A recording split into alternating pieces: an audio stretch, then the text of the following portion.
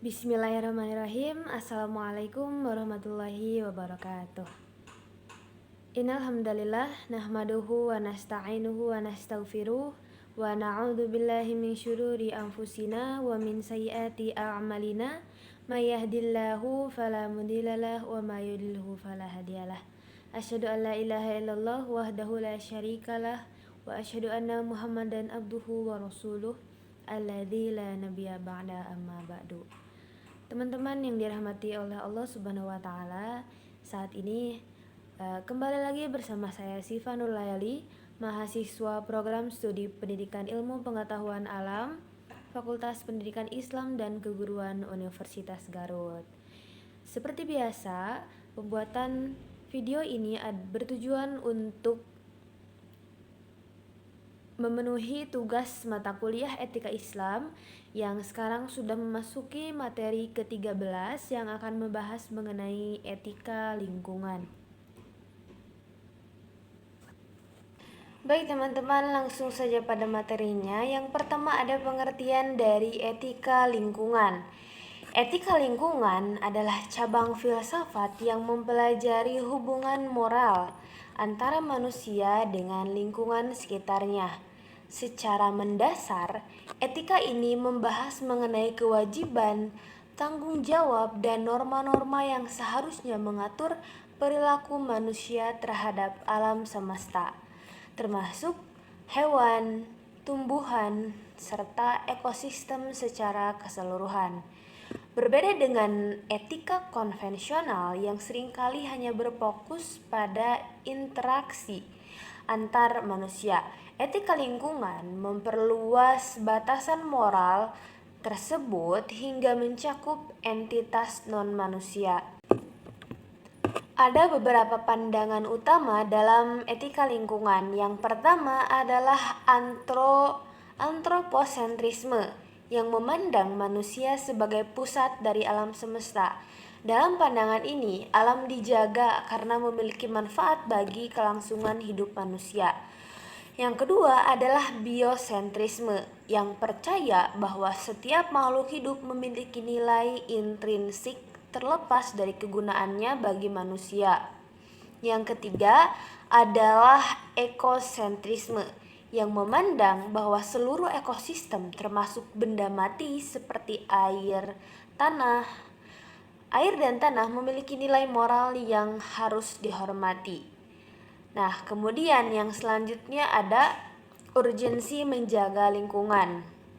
Nah, teman-teman semuanya, menjaga lingkungan bukan sekedar pilihan gaya hidup, melainkan sebuah keharusan demi keberlanjutan hidup di bumi. Nah, teman-teman, ada beberapa alasan utama mengapa etika lingkungan harus diterapkan. Yang pertama adalah keseimbangan ekosistem. Setiap komponen di alam saling terhubung.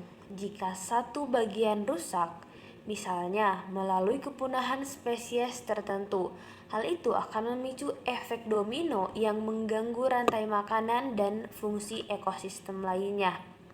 Kemudian, ada sumber daya kehidupan. Manusia sangat bergantung pada alam untuk kebutuhan dasar seperti air bersih, udara segar, pangan, dan obat-obatan. Kemudian kerusakan lingkungan secara langsung mengancam ketahanan pangan dan kesehatan global. Yang ketiga adalah mitigasi perubahan iklim. Aktivitas manusia yang tidak beretika terhadap alam telah meningkatkan konsentrasi gas rumah kaca.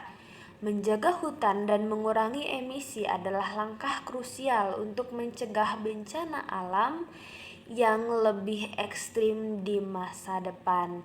Nah, yang keempat, tanggung jawab antar generasi.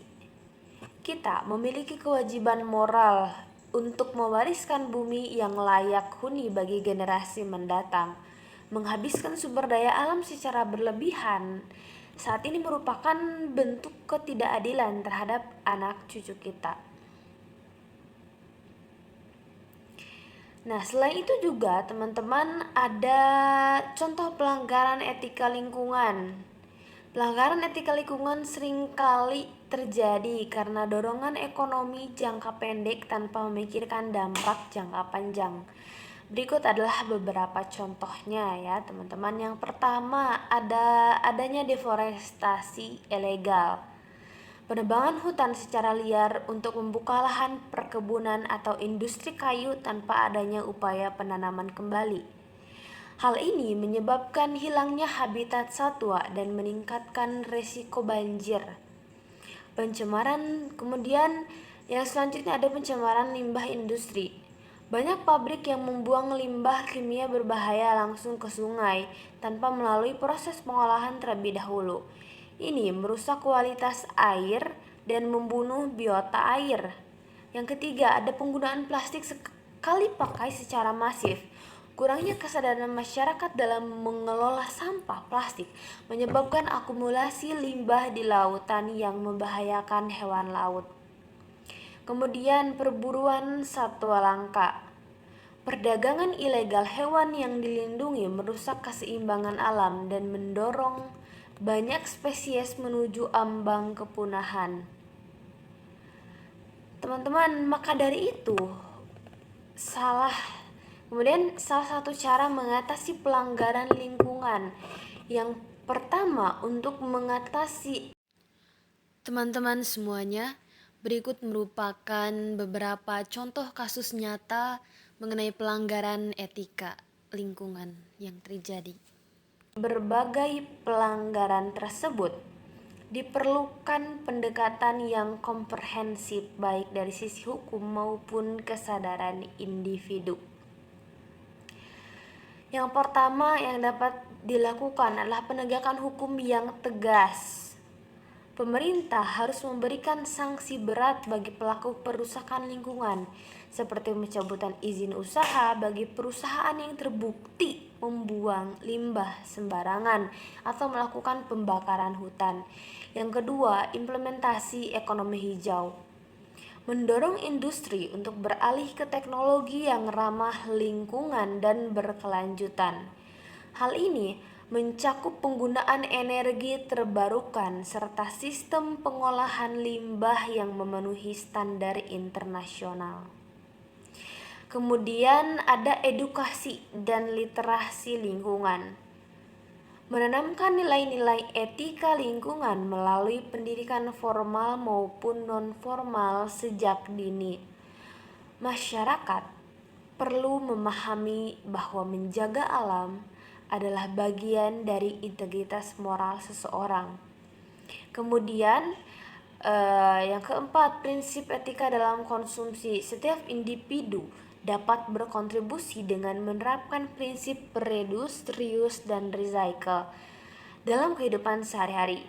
Memilih produk yang berkelanjutan dan mengurangi jejak karbon pribadi adalah langkah kecil yang berdampak besar jika dilakukan secara kolektif.